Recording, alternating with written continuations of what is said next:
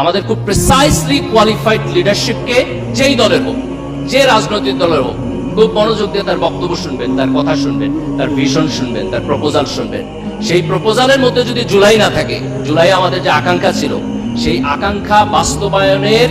যদি প্ল্যান তার বক্তব্যের মধ্যে না থাকে, তাহলে ধরে নিতে হবে সে যে রাজনীতি করতেছে এটা বস্তা পচা পুরান রাজনীতি, এই রাজনীতির সাথে তরুণ প্রজন্ম যাবে না।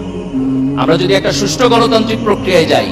এবং আমাদের আলাপ আলোচনা পলিসি লেভেলে নিতে পারি যে আমি কি চাই, রাজনীতিবিদরা সেটা আলোচনা করতেছে কিনা,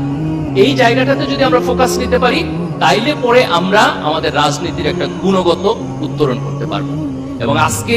আমাদের যে পরিমাণ ইয়াং পিপল আছে, এই যে লেবার ফোর্স আছে, এই লেবার ফোর্সের সাথে যদি আমরা পলিটিক্যাল সিস্টেমের একটা রিফরমেশন করতে পারি, কিছুটা